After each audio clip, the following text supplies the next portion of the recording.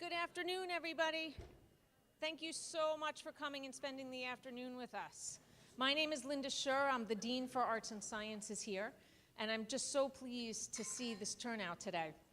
As you might know, Middlesex County College sits on the site of the former Raritan Arsenal, and located just north of us at 2890 Woodbridge Avenue is an EPA site that you probably drive past every day.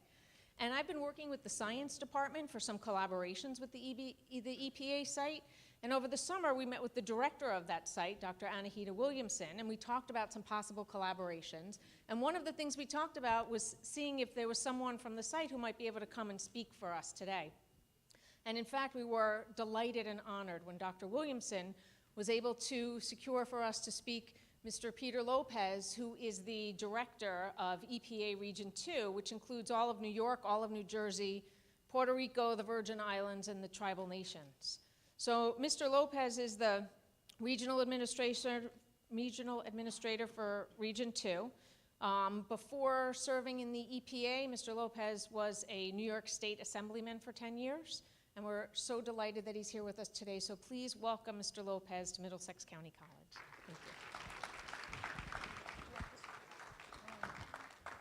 I may just kind of wander around if I can.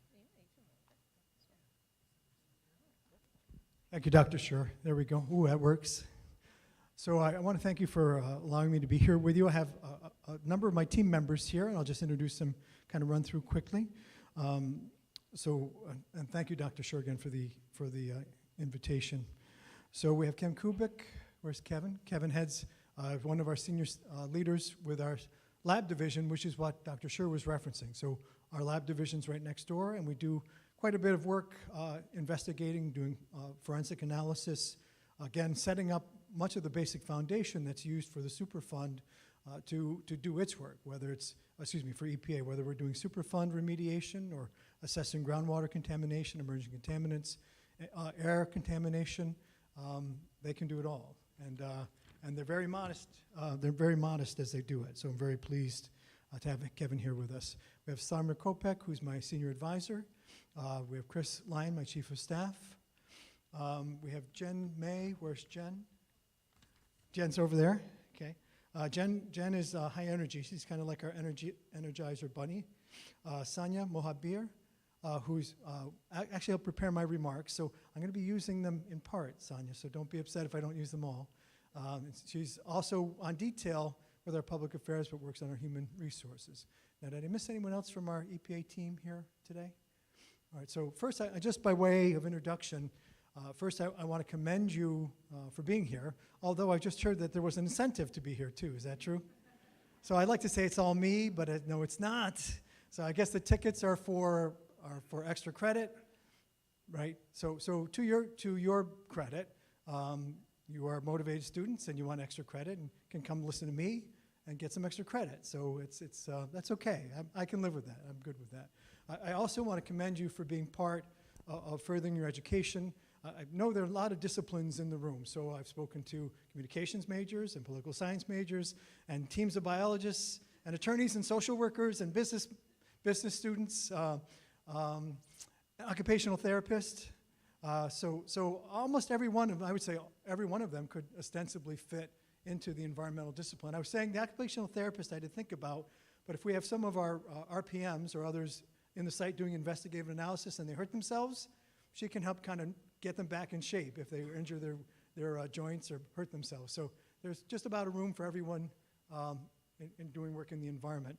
I am personally very motivated I'm very happy to be on a community college, so I'm a creature of public education. So from a very small rural school in the northern Catskills to a small aspect, part of the SUNY system in New York, also attended community college in Schenectady, New York. To me, education is a lifelong pursuit. And really, my best observation, and I say this to my young people, so my baby is 29. My oldest is 34, and then we have two younger ones, 21 and 23. I say to the young adults in our family that education is a lifelong pursuit, and there's always something you can learn. So every time I go somewhere, whether it's in an academic setting or social engagement or an institutional setting or in the field, I challenge you to always try to learn something, pick something up from it, improve your skills, be hungry. And I find that those who are lifelong learners and are hungry are the ones who find ways to feel fulfilled in their work. And again, follow something that you're passionate about. If you find work you're passionate about. My goal was to be a park manager. So I started off at SUNY Cobleskill in the Science Like Tech program. I was studying biology and chemistry and human physiology. We saw the skeleton with the, he's got a great tie here with a skeleton playing baseball. It was tied to the human body. And I had pursued, my only problem was when I pursued the education as a park manager, there were no jobs in park management. So that's just one thing to be careful of. Make sure you have jobs for whatever you're pursuing. But I had done an internship with an environmental lobby as a college senior. That led to 21 years as staff with the state legislature in New York, and then 6 terms as a member of the assembly. And I would say to you that that training, the basic engagement, the lifelong learning, all those things are helpful. And ironically, the person I interned with in 1981 was the person I replaced in 2017. So Judith Hank, who was the previous administrator, was assistant director of the environmental planning lobby. And so in Albany, where I interned, who would have thought 30 some odd years later that I would replace her? But life's a journey. So enjoy it. Stay true to your studies. The investment is in yourselves. And the only other thing I would say is, as you do that, and this is just a philosophical thing, this is the dad in me, I have to get this out of me, is don't worry about being successful. Think about being of value. Think about being people who can contribute meaningfully to your community. So I would just encourage that. I'm going to hit you with a couple more philosophical concepts, and we're going to switch to the environment now because we're focusing on sustainability. I'll go into water more specifically. I'm going to go for a little while, and then we'll give a chance for questions. The only other thing I would say is in my work, I also appreciate diversity. So I'm half Puerto Rican, born in Miami. My grandmother, Abuela Patria, was Taino, so she had some of the native culture from bloodline from the Caribbean, and my father's father was a blonde, blue-eyed Spaniard. And again, that was my father's side. And then my mother was English, Scotch, Dutch, and German. So that just makes me a happy mutt. I'm just a little bit of everything. I'm kind of like a walking United Nations. But I find in my work is that the diversity matters. To me, diversity is a strength for us. And ultimately, again, I'm back on my dad mode here. My premise is what really matters. Color doesn't matter. Religion doesn't matter. Wealth doesn't matter. Education matters. But again, what really matters is what do you bring to the table. So as a person, when you come to help engage, what passion, what energy, what skills, what ability, what dedication do you bring? And that, to me, is what makes an engagement successful. So I'm very pleased the folks I work with at EPA, they are motivated. They love the environment. More than that, they LUV the environment, which in the country would be like they love the environment, these guys. So they love the environment, they're engaged, they're passionate. And when you're passionate about something, it's really not work. It's just something you do. It's a form of self-expression, and really, for us, who gets to clean up the environment? Who gets to clean up toxic waste and purify groundwater? It's noble work. So we feel very honored to be doing that. So a couple more thoughts philosophically. So my premise on when we talk about managing the environment, I think of ourselves as stewards. So in that case, I'm using more of a traditional sense. So to me, a steward is someone who manages resources. All right, so they have wind and water and air, soils at their disposal. And they have an obligation to feed and clothe and care for their families. But they also have an obligation to keep those resources whole and be able to hand them to the next generation. So as a race, as the human race, we have an obligation to do all of that. We need to make sure our families are fed and that we have roofs over our heads and we can maintain a quality of life. But we also need to make sure that the water we drink, the air we breathe, the soils that we use can be sustainably used from generation to generation. And that's not easy. And that's a task. It requires a lot of thought, a lot of constant effort. I'll throw a couple more things out for you. So one thing that's in my persona is, if you're going to be a steward of the environment, I think you'll agree, is you always want to leave a place better than how you found it.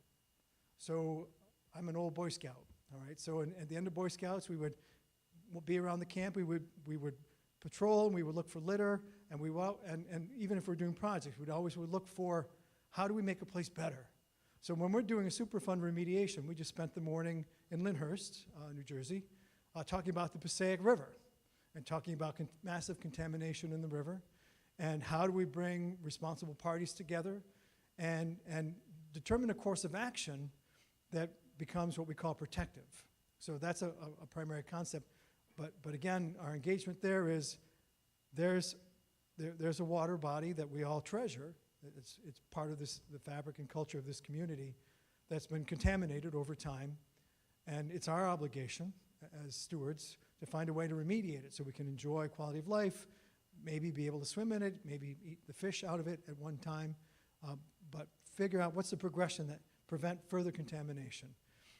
So always try to leave a place better than how you found it. I'll throw a few more concepts out. So often we talk about environmental sustainability. And I just say this to you as, again, future decision makers and leaders in your own right, young people moving forward, is that managing for environmental outcomes does not have to be mutually exclusive. So it's not environment or business. It's not environment or agriculture. It's not environment or quality of life. And I would just respectfully submit to you, and I ask you to kind of weigh this in your travels, that you can manage for more than one objective if you're careful. So you can manage for environmental sustainability and still allow for a thriving economy. You can manage for environmental sustainability and still allow people to have access to the resource and enjoy it. You don't have to lock it up and preserve it so it can't be sullied by human hands. People can use it if you're thoughtful about it. So I would just encourage you, and that's something that we've been focusing on as we do our work, trying to manage multiple outcomes, but that takes patience. There's another phrase that was used, I use the term constructive tension, where people come from different worldviews and different priorities, but they have the same life goal. So if we want to preserve the environment, well, farmers arguably want to make sure their environment is sustainable. I would say that many businesses, not all, but many would want to have a clean, healthy environment. Clearly environmentalists, environmentally trained chemists and engineers and biologists want a clean environment. And so my sense is if we're thoughtful about it, we can find ways to allow everyone to have a voice. And if we're patient enough, and that's hard in this world, if we're patient enough, we can actually test objectives or test out our strategies and find something that really works and everyone can have ownership of. And that's rather than impose it on people.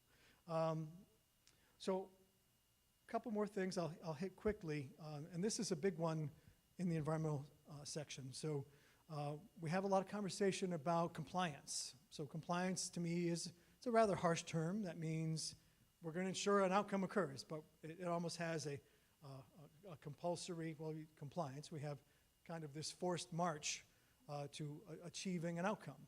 And we've had this conversation, and I'll use another water analogy. So we have a small rural community in upstate New York that was not meeting its clean drinking water requirements. And we had the Department of Justice, which is our legal arm, enforcing on the drinking water system because they weren't filtering their water properly to protect their families.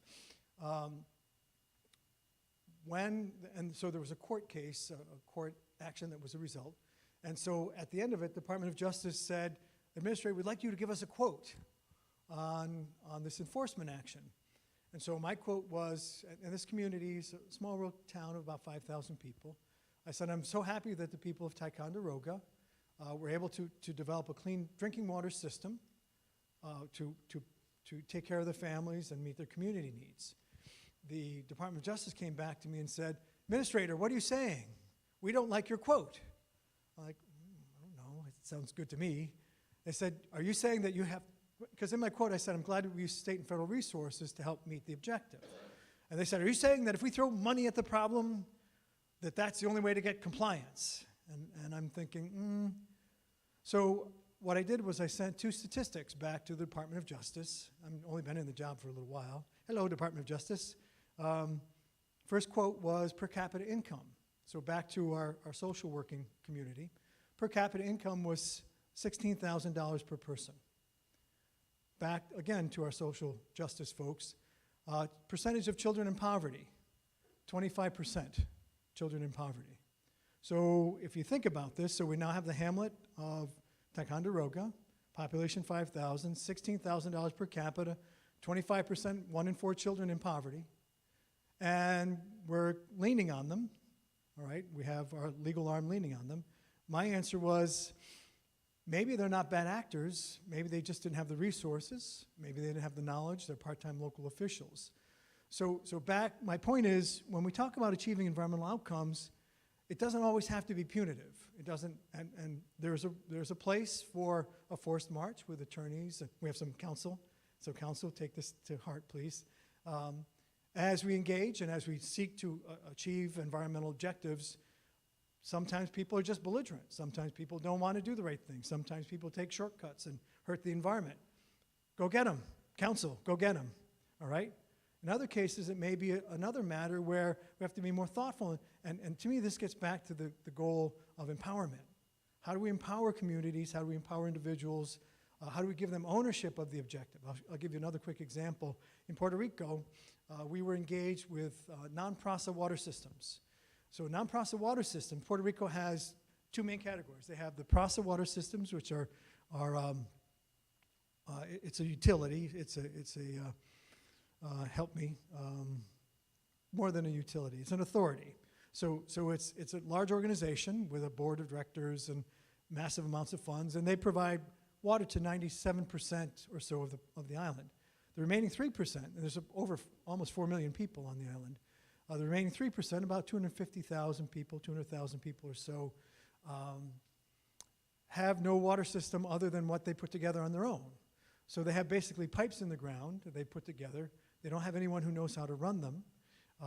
Many of them didn't even legally exist. So to legally exist and provide water, you have to have some sort of certification that you are a legal construct, and then you have authorization to supply water, drinking water to people and meet Federal Clean Water Drinking Act standards.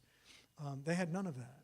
And so from an enforcement standpoint, we were in Puerto Rico, and we were talking to the Secretary of Health. And he was very frustrated because this has been decades, generations of noncompliance with safe drinking water. And we thought, well, we could be more punitive. What does that mean? We could take their pipes apart and not let them use the system. That's not going to work. That's not going to meet the need. So we turned that around. So we worked with a series of non-governmental organizations, including Water Mission and other groups. We put together a team with EPA and U.S. Rural Development, and we began to rebuild the systems. We actually helped them incorporate. So we actually helped them develop their legal structure, and then we started rebuilding systems. We were putting solar panels on to make them more resilient. We're adding Tesla, can't say a brand name. We're adding battery packs, strike the Tesla, get that off the film.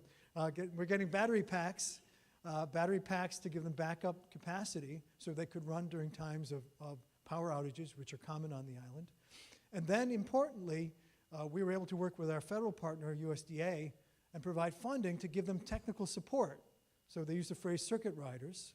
So we gave them technical support people whose job it will be to go around to these 237 systems and help them understand what does it take to plan for your system's development, for water storage, for proper contact time, for decontamination, whether it's chlorine, whatever else you're using, for building your, understanding the billing system, helping you run your system, meeting water quality standards, submitting your samples for testing to verify that you're meeting standards. So long story short, I just want to impress on you that achieving environmental objectives doesn't mean that you have to really lean on somebody. Sometimes they've got nowhere to go. Sometimes you need to give them a hand and help them stand on their feet and help them be self-sufficient. And that's, I think, again, it's important for you as a young generation to be engaged in the environment, to understand that distinction. So I'm going to move into more detail, and Anya Sonia's contribution. So if you can imagine, before 1970, so yesterday was Earth Day.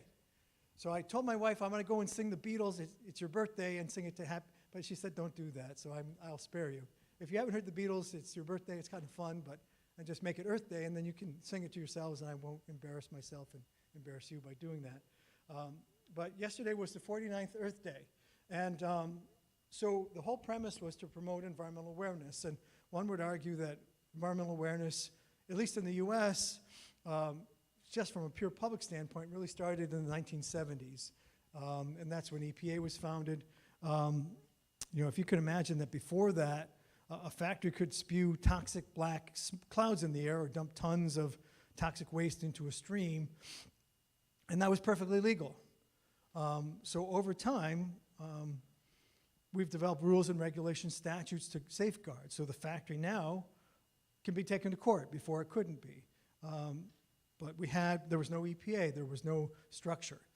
And again, when you think about where we've come from the industrial era, at least in the US, anything goes, anything could occur. So we're routinely cleaning up sites that existed before regulations, even workplace safety or fair pay.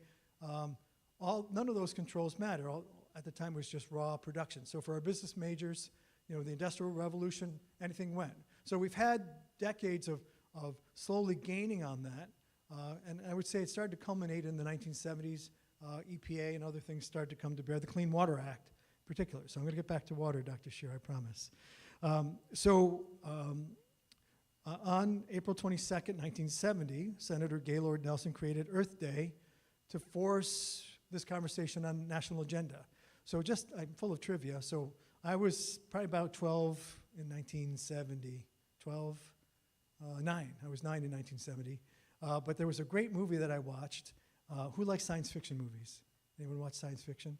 So back in 1970, the science fiction movies were a little campy. They were kind of a little goofy.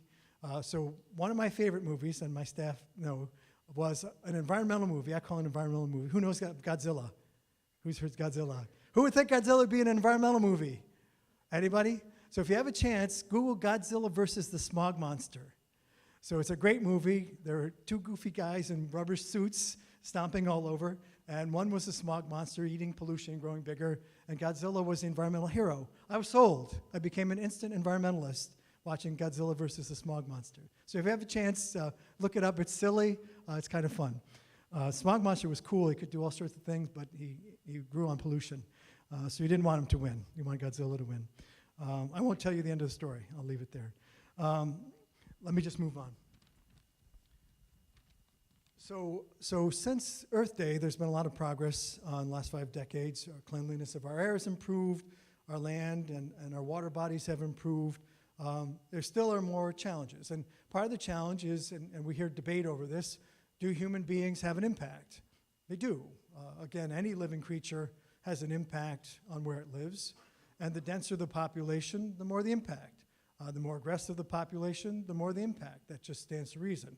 I don't know, what's our global population now? 3-4 billion? Yes. Stop it. 7.7 billion?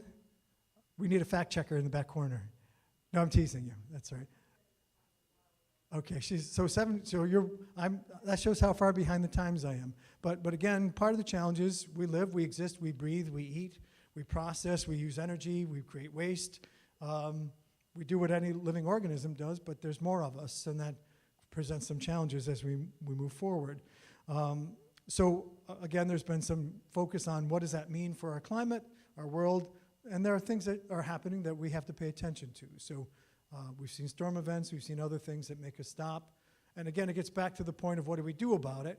And again, it starts with us as individuals, but then it fans out into communities and nations. What are we doing as good stewards to protect our world and protect our environment? So I'm going to focus on 3 things. So first, 3 aspects: the clean and safe drinking water, marine debris, and then water infrastructure. And I'm watching my clock. I think I'm running out of time here, Dr. Scheer. I'll talk faster. So safe drinking water, we shouldn't take for granted.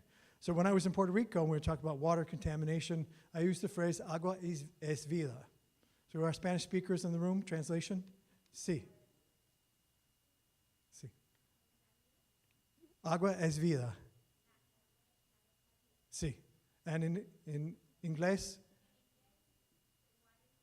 water is life. I heard some early noise over here too, so thank you. Gracias por todos. So water is life. So if you think about it, water's in everything. It's in our food, it's in our liquids, it's in our plants. It's hard to think of any, at least living organism that isn't impacted by water. Again, with access to safe drinking water means that you have to have proper sanitation, you have to have a knowledge of what's underlying in the groundwater. In some cases, industrial processes and other things lead to contamination. They're saying statistically that lack of proper drinking water can lead to they're suggesting here 1 to 3 million deaths a year, which is very dramatic. But it may be contamination, it may be unsanitary. There are many reasons why a lack of improper water can be harmful. And many, of course, are, according to statistics, are young children. In the United States, in the 1970s, more than 40% of our nation's drinking water systems failed to meet even basic health standards. So as we are here now, through the Safe Drinking Water Act, which was created nationally, where we set standards, now over 92% of community water systems consistently meet drinking water standards. That's the United States. That doesn't speak to the rest of the world. And again, we know in different communities, and then this is an observation that I'm a big focus on environmental justice in small, poor communities. Usually communities that lack the resources are the ones who tend to suffer environmentally because they don't have I'll go to Maslow's need hierarchy. They're focused on basic sustenance and homeostasis, and to get to the point where they can work more broadly without resources is a challenge. So as we move forward, I'll just fast forward here. In 2017, U.S. published its first ever global water strategy. And again, this is trying to envision a water secure world. So to the extent that we can make our homes and families safe, again, as a country that is a contributing member of the global community, we want to help others. So we actually have an Office of International Affairs where we'll travel to South America, we'll travel to Africa, we'll travel to other impoverished areas and try to help with water quality there. Shifting gears quickly, protecting our bays, our lakes, our streams, our oceans from marine debris. And you've probably seen a lot of this on the news. We have floating garbage. We look at our oceans and we think of these vast expanses that nothing we do can harm them. Well, cumulatively, and this is an important thing too, and again for our environmental students, an individual impact may not be significant, but when you think about cumulative impact, the impact of tens, hundreds, thousands, millions, billions of people, or any other organism, that can have an impact on your resource. So our oceans are cluttered. So about 11 to 20 billion pounds of debris, if you can imagine, end up in our water bodies. 80% of that comes from land-based sources, traveling by wind and surface water runoff to our lakes. Again, this poses a problem for not just humans, but marine animals. Threats of entanglement, digestive tract blockages, other things that threaten them. It hurts tourism, hurts our coastal zones who thrive on tourism. For example, I'll use in the Hudson Raritan Estuary, they spend $75,000 per square mile on managing marine debris, if you can imagine. Street sweeping, storm drain cleaning, manual cleanup. The largest example of aquatic trash is in what they call the Great Pacific Garbage Patch. What a horrible name. In North Pacific Ocean between Hawaii and California, it's about 617,000 square miles, more than twice the size of Texas. Well, what's this garbage patch made of? Well, most of it's made of plastic.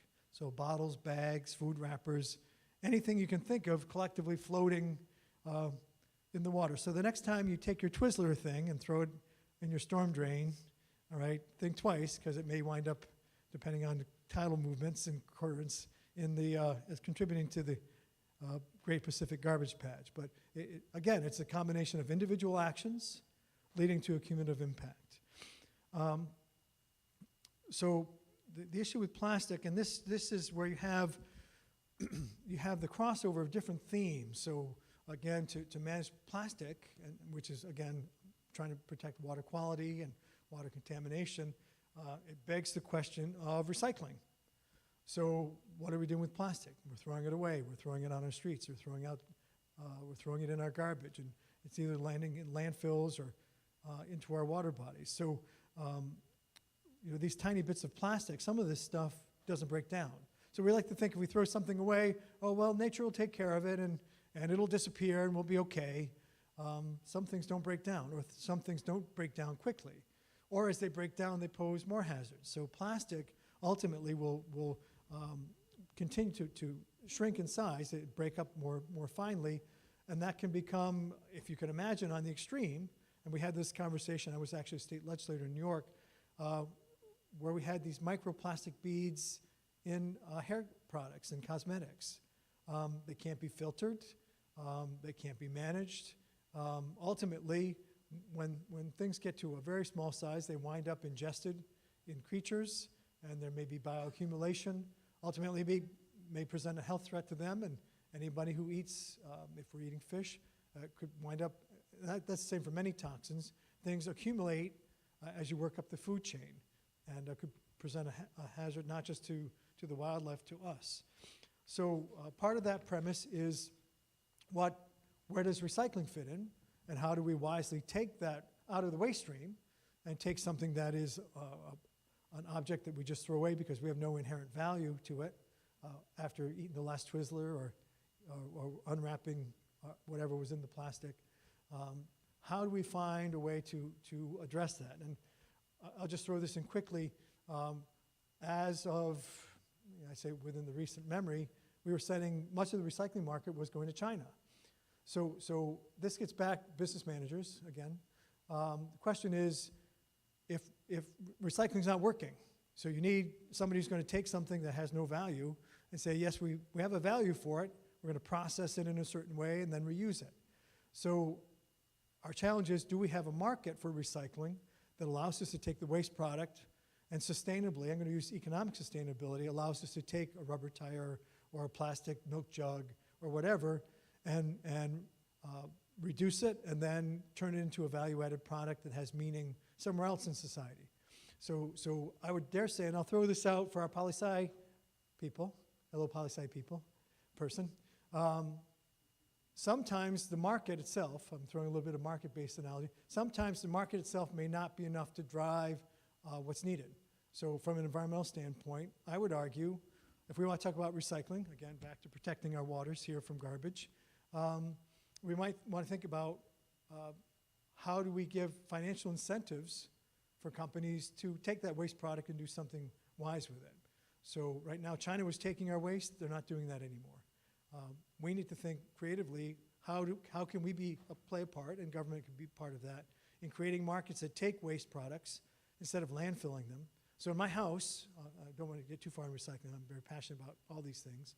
I routinely wash out my cups and my plastic and my peanut butter jars. They're the worst to clean out, I tell you.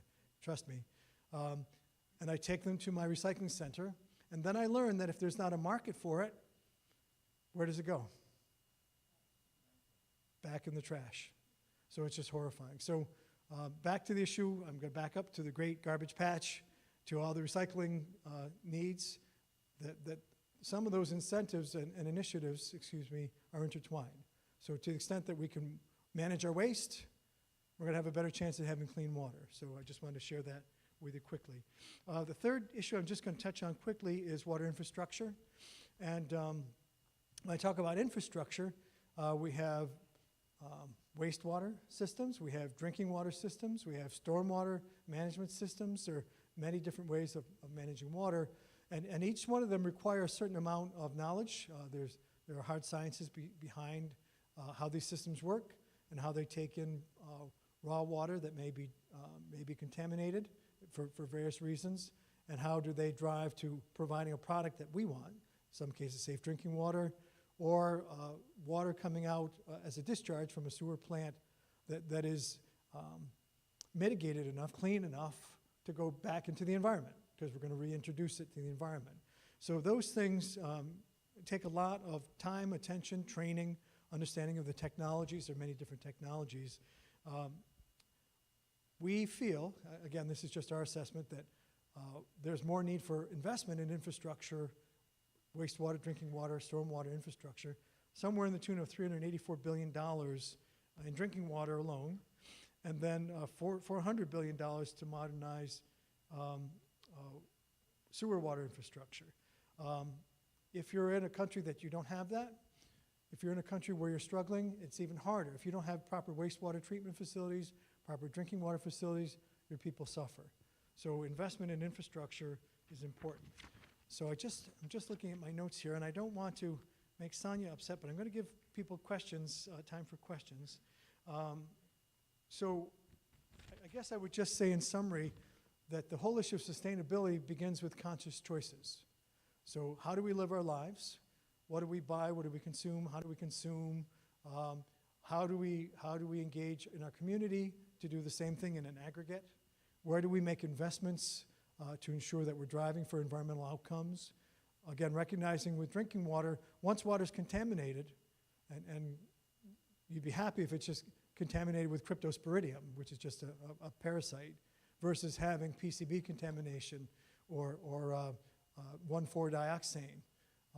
Once water's contaminated, it's much harder to make it clean. So to the extent that we can keep it clean to begin with, we all benefit. And that gets back to sustainability. Where we can't, we rely on engagement. Kevin and his team, our Superfund folks, others, science, to try to help us find ways to use technology to bring it back to a state where we can, again, turn it to future generations. So, I threw a lot at you. I hope I didn't wear you out. Hope it was worth your ticket of admission. I'm going to open it up for questions. Anyone, anything you want to ask? Personal, professional, not too personal, whatever you'd like. Environmental, otherwise. Yes, sir. I have the mic. Okay, we got a mic coming around, so your friends can hear your question too. Thanks. So my question is basically about, there is a March 30th, 2018 memo basically restricting the ability of regional administrators to define waterways and things like that under the Clean Water Act. Has that ever impacted you or your decision making? And in general, has there ever been any sort of... So you're talking about the waters of the United States, Yes. WOTUS. So again, part of the challenge, so the question is, has the instruction from WOTUS, this is a policy dealing with water nationally, has that affected my job in Region 2? Yes and no. So the whole issue with WOTUS, much of it is a function of definition. What constitutes a waterway, what doesn't, what level of care is required of a waterway, what's not. Short answer is not yet, it hasn't meaningfully. But let me say this, we want to be mindful of how we manage waterways and the earth around it. So as I grew up, this is the longer expanded version, bear with me, I used to look at swamps and say, oh, that's a place where there are lots of mosquitoes, and I like the red-winged blackbirds, and our brothers would hit each other with the cattails. I don't know if you know what a cattail is. We'd beat each other and pop cattails on each other. But I never thought of a wetland as anything more than just a place not to get soggy and watch for frogs and hit each other with cattails. What I have learned since then is that marshes, wetlands, play an important role two ways. One, in terms of helping purify waters, but also for water storage.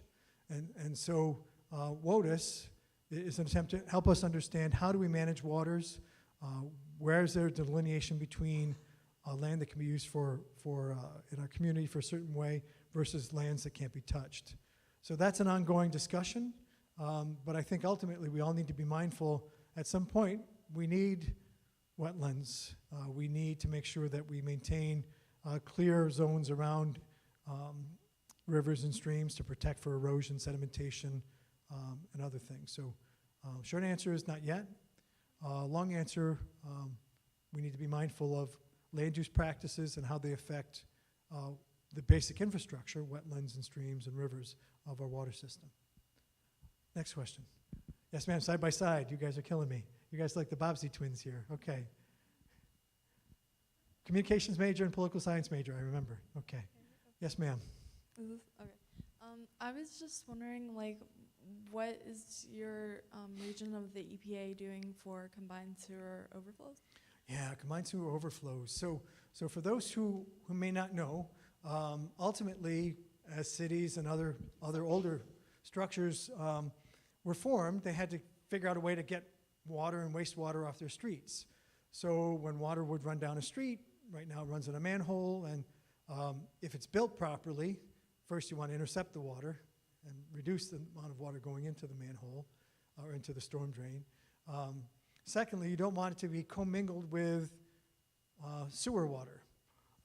So CSO has both together, and that presents a real problem. So one, you have all these impervious surfaces, all these streets and sidewalks, and water doesn't soak into the ground, it doesn't soak into wetlands, it runs down the street, charges into these CSOs and combines with sewer water and comes charging out pipes into our streams, our oceans, our lakes.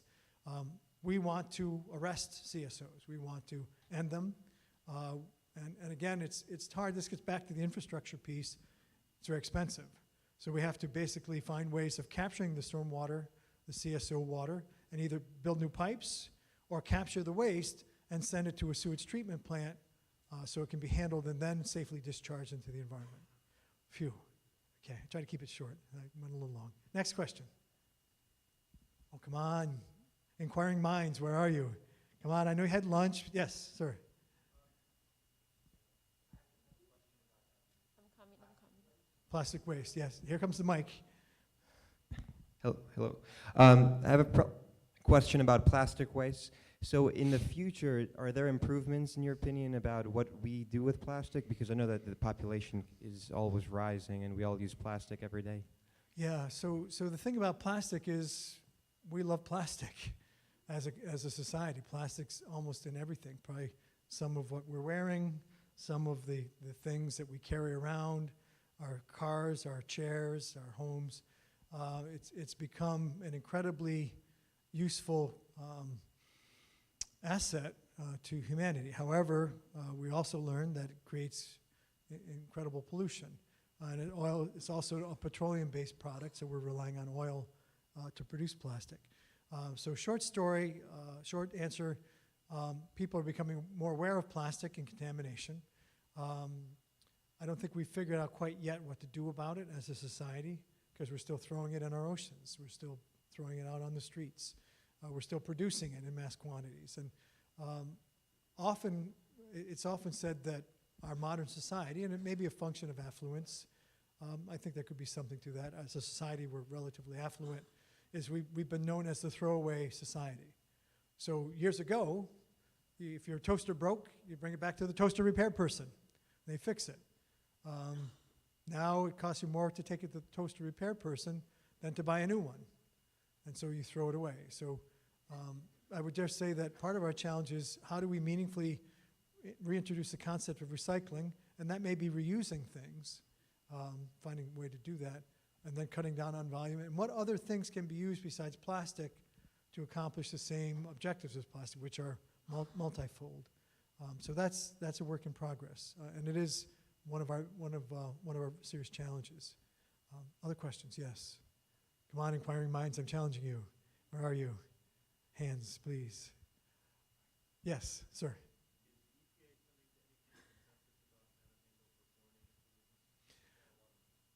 Yes. So the question is, are we coming to consensus on how we handle perfluorinated pollutants, which means PFAS, PFOA, Gen X?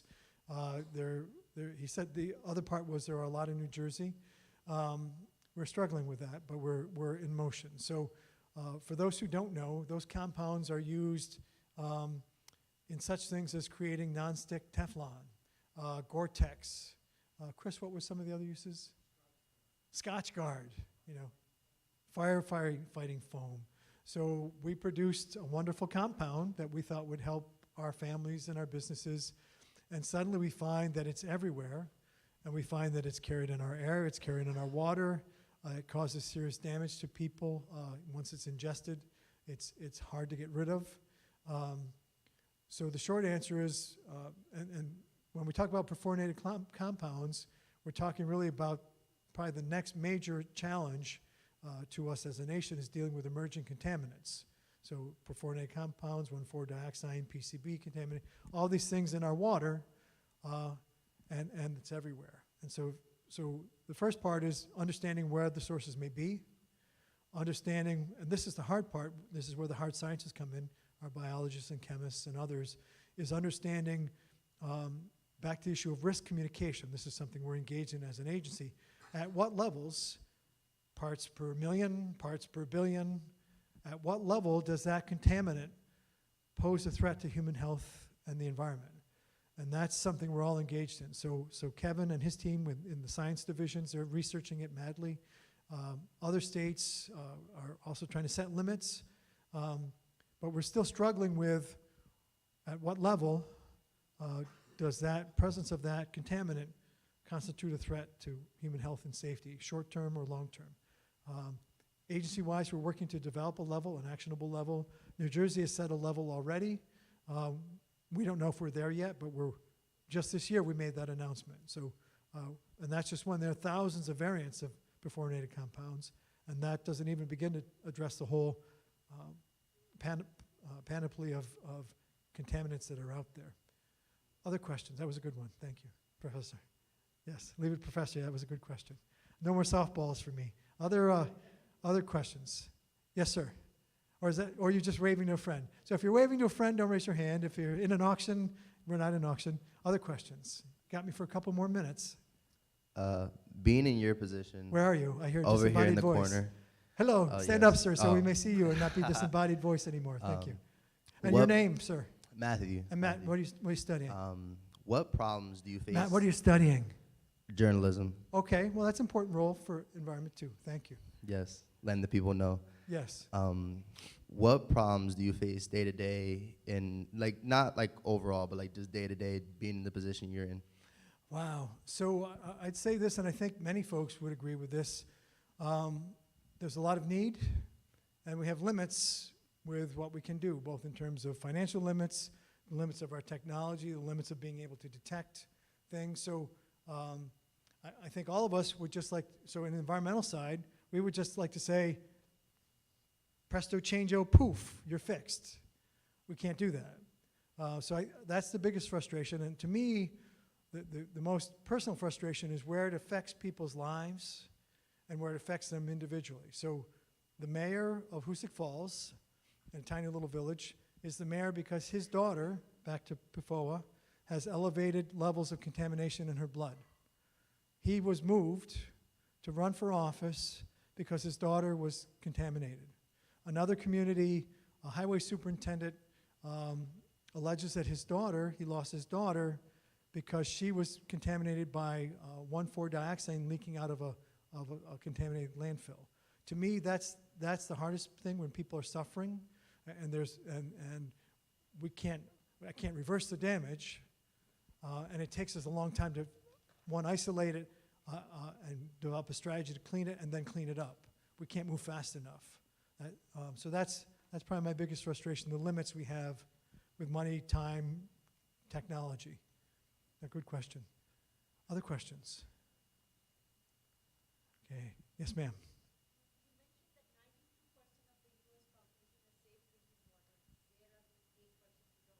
They're all over the place. So surprisingly, or not surprisingly, and we're trying to map that out. So the question was, we have 92% of the nation with clean drinking water, 8% without. Where are the 8%? I would argue, and I just had this conversation with the administrator last week, that they're likely to be in communities that are financially struggling. So extreme rural communities, maybe inner city communities that don't have adequate funding, older communities, maybe lead contamination, it may be systems that are failing, it may be situations where they don't have proper people operating. So in Newark, we're working to replace lead lines. We're working with our science division to ascertain how do we maintain protective elements in the system to keep contamination from leaching into their drinking water. Puerto Rico, as I mentioned, they don't have the capacity or the money to put systems together. So generally it's going to be where people either lack the understanding or the resources or knowledge or money to maintain systems. And that's, I'm encouraging our agency to focus on that as the first wave drilling down? Good question. Yes, thank you. Other questions, other issues? Yes, sir. This is from the land of business management. I'm coming. See, I remember these things.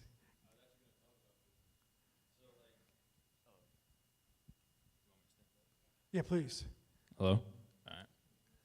So since you guys said that you guys have like financial limitations and everything, how do you expect the businesses to take the recycling from like the oceans and all that stuff to make out of products and different products and everything? Yeah. So like, how would you do that? That's a good question. So, so back to marketing. Who's taking economics? Who understands Adam Smith's invisible hand? Anyone understand Adam Smith's invisible hand? Yes. So basically, my premise is, in the world, we have neither true capitalism and we have neither true socialism or communism. Everybody's somewhere in between. So our country leans more towards market-based capitalistic notions, but even with that said, we have government intervening to help balance and make sure that certain things occur. So to answer your question, we can't rely on the private sector to do it all because the private sector isn't in a vacuum. So private sector has to make sure that employees are properly paid and that there's safe working conditions and they're meeting environmental requirements and there are other obligations on businesses that add to their cost. So this is kind of a market-based system, analysis. So my premise is, if we want businesses to engage in recycling, and they can't afford to do it, what good is it for you to recycle something, and then your product is, no one will buy it because it's too expensive? So if we relied on the market to do that, you'll fail.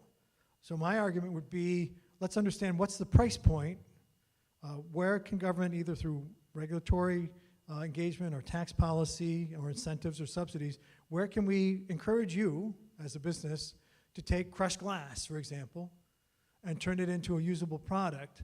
And where can we, Adam Smith's invisible hand government helping a little bit, where can we make it so that your system is viable economically and will continue?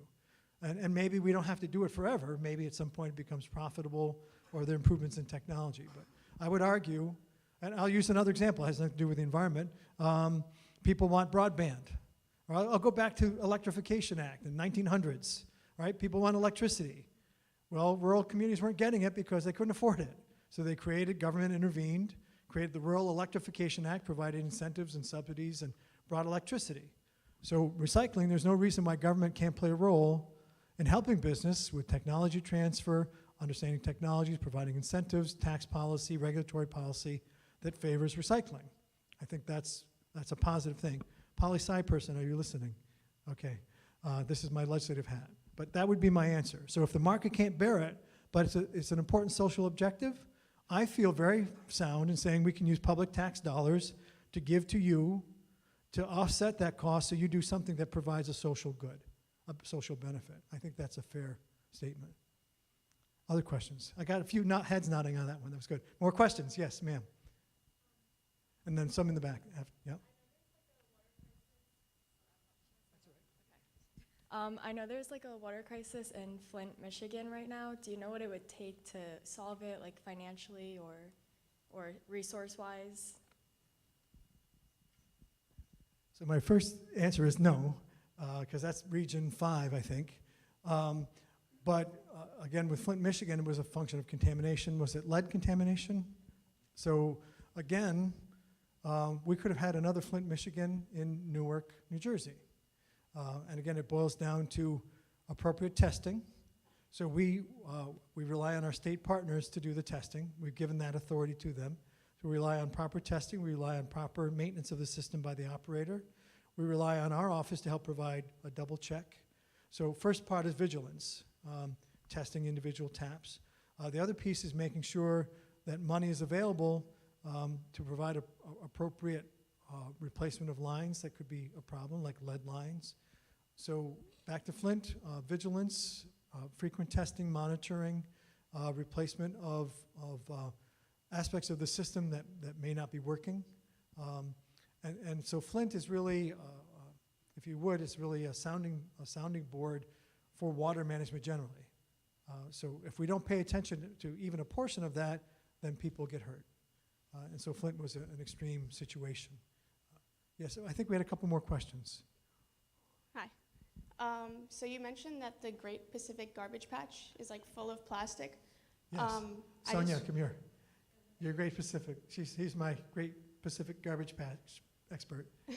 No, so basically, like, why aren't any like major laws being taken place? So like before the size of Texas, it maybe moves on to the size of a continent or half of the ocean. Plastic is just going to be taken up. Like, why aren't there any like nationwide or worldwide laws against the production of plastic?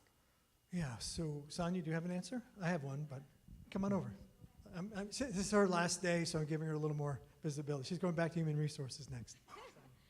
Right, so that also means if you want an internship at EPA, you can come talk to me.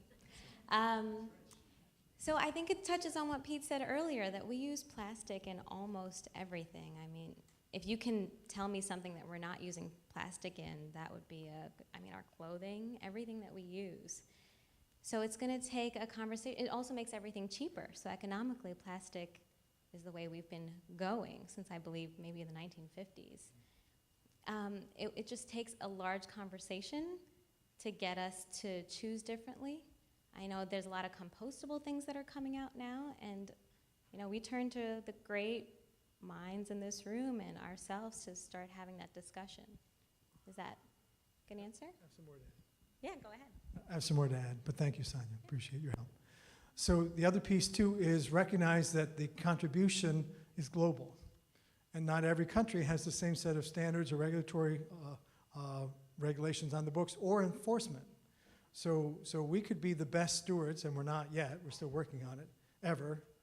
But if countries in other parts of the globe are not and don't have the same ownership, we're still going to have trouble because everyone treats these oceans right now, they're treating it as their own personal dumping ground. So we're going to need collaboration and ownership from other countries.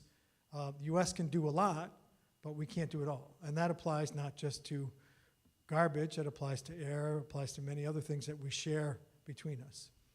Good question. Okay, time for one more, and then I have to get moving. Yes, sir. I'm coming. Hang on a second, here comes the mic. She's going as fast as she can. She's got sneakers on just to get the mic to you. All right, so That was a little humor, sorry. so since we discussed like the certain issues about the water and all that stuff, what do you think like the government should also do to help with the situation? So I think, Other ways, yeah, other governments or this government? this government in particular.